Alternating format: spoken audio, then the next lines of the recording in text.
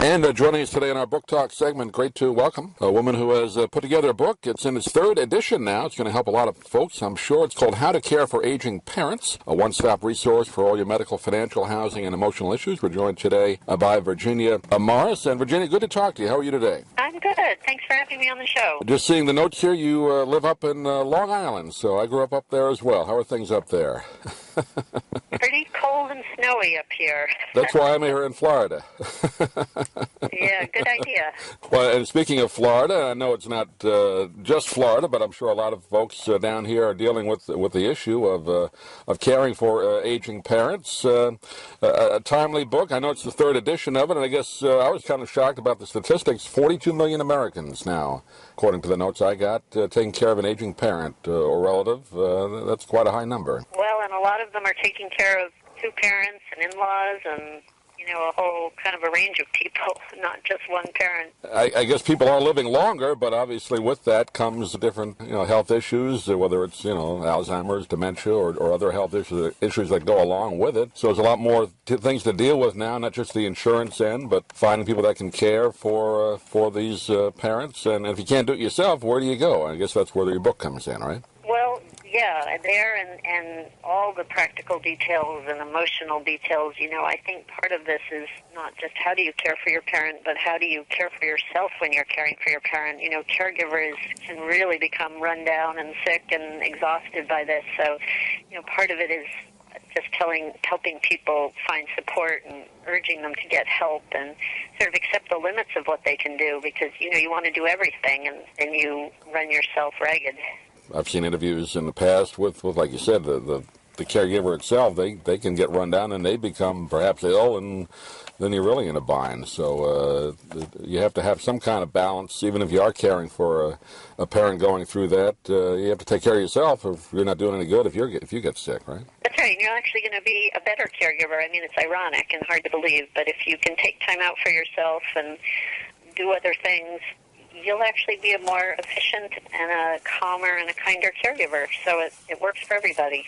How did you get interested in this topic? Well, I was a healthcare reporter many years ago, and there was at the time no internet, if you can remember those days. I remember those days. Yeah, and a lot of people caring for aging parents and really nowhere to turn to get information. So I wrote the book kind of asking people what, if you had a book, would it look like and what would it include. So, very purposely wrote it so you wouldn't have to read a whole book. You just actually look for the answers to the questions you have. And then over the course of the last 20 years, I've cared for both my parents. I've lost both of them. But so I think I came at it differently than a lot of people because they came at it more as a journalist and then went through the process.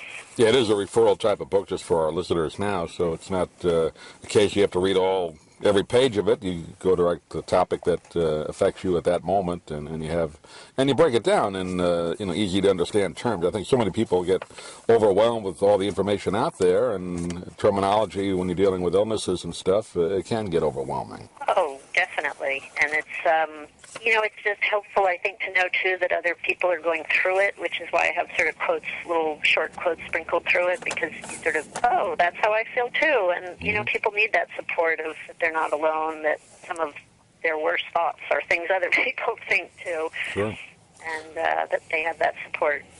Now, this is the third edition, and you've added, obviously, information to it since the first edition came out. What if anything, has changed? Anything drastically changed since you first put the first edition out? Well, the Internet, obviously, that's a major change. Sure. And there's an awful lot of helpful information on the Internet, but it's become so loaded with stuff. There's also a lot of not helpful information on the Internet. So, I try to help people sort of weed through that. Aging in place technologies that help people stay at home, like, motion detectors and health monitors and pill dispensers and those sorts of things that just turn off the stove when you've forgotten to, so that maybe somebody can stay in their house a little bit longer. But, I think all the technology and on the Internet and all of that, the basic issues have not changed. Worrying about your parent and getting along with your siblings and paying for care, all of those things are still top issues with or without all this technology. Yeah, I thought that was interesting, the technology aspect of it. Obviously, there are things out there that weren't around 20, 30, or even 50 years ago. It's amazing what people can get help with now as far as technology. But I thought another thing that you wrote about in the book, which kind of sad, obviously, but fraud on the elderly. I mean, it's terrible to think what people do, but you have a chapter or two on that in the book. Well, and it's far more prevalent than anybody thinks. We don't have great figures, but I think it's extremely common because the elderly just make great targets. They're lonely and they have a lot of time on their hands and maybe a little nest egg, and they're isolated. People don't see it, and they're so welcome to have, aside from sort of the big fraud that you think about, the identity theft and the sweepstakes and the phishing and the free lunch and the Prince in Nigeria, it's a repairman or a neighbor or a friend or a family member, an aide, who's just taking advantage of someone who's lonely and appreciates the company, but is, handing over financial power in ways they shouldn't be. Yeah, I was reading, actually, the New York Post over the weekend, big article in there about some group that was defrauding, seniors out of their retirement money and all that. So, yeah, that's something that still goes on. I mean, it's always went on, but it's getting worse, like you said. That's not a good thing. No, and it's very important to make sure that someone they really trust has power of attorney and gets copies of bank statements or has access to statements and can sort of see when things are amiss. And just educating your parent to some of the risks and what's going on out there, and looking for changes in, his behavior if he's hanging out with a new friend or suddenly getting a lot of weird bills or new magazines or something.